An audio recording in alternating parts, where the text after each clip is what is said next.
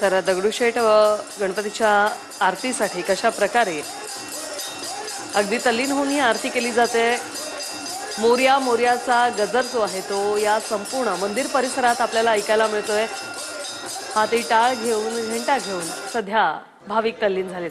GSB बाप्पाचंही आपण आता दर्शन घेतोय। जीएसबी बाप्पा ची सध्या विधिवत पूजा सुरू आहे आणि हे मंत्रोच्चाराने संपूर्ण वातावरण जे आहे ते सध्या भक्तिमय झालेलं आहे। अतिशय शिस्तबद्ध पद्धतीचा बाप्पा अशी जीएसबी बाप्पाची ओळख आहे आणि सध्या या बाप्पाची विधिवत पूजा सध्या सुरू करण्यात आलेली आहे। राज्यभरातच गणेशोत्सवाचा आज उत्साह आहे, मात्र आकर्षक सजावट देखील करण्यात आली। एकीकडे मुंबईतला जल्लोष पाहतोय तर एकीकडे पुण्यातला आपण जल्लोष पाहतोय।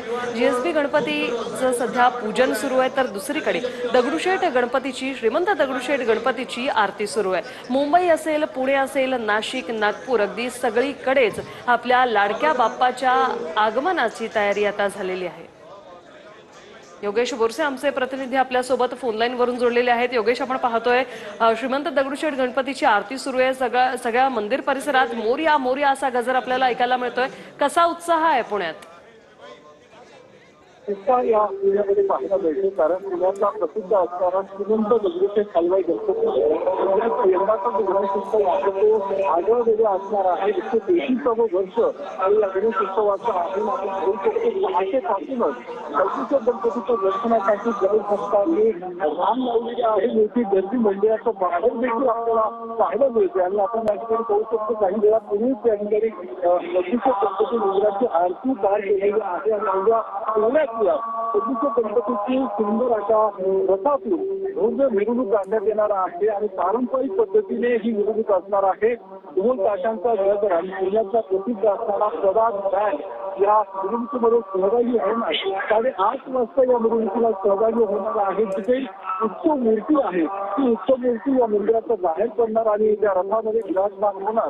त्यानंतर ही मिरवणूक साधारणतः 11 वाजेपर्यंत सुरू असणार आहे आणि 11 वाजून 11 मिनिटांनी ज्या ठिकाणी दगडूशेठ गणपतीचा देखावा हा तयार करण्यात आलेला आहे। यंदाचा देखावा देखील आकर्षक आहे। केरळच्या पद्मनाभ स्वामी मंदिराचा हा देखावा या ठिकाणी करण्यात आलेला आहे आणि याच देखाव्यात दगडूशेठ गणपती मूर्ती विराजमान होणार आहे। रामानुजाचार्य महाराज यांच्या हस्ते यंदाचा प्राण प्रतिष्ठापना सोहळा हा पार पडणार आहे। मात्र त्यापूर्वी आपण मंदिरात पाहू शकतो मोरया मोरयाचा जयघोष गणेश भक्ताकडून केला जातो आहे आणि यांच्या मंदिरावरती देखील सुंदर फुलांची सजावट आज करण्यात आलेली आहे।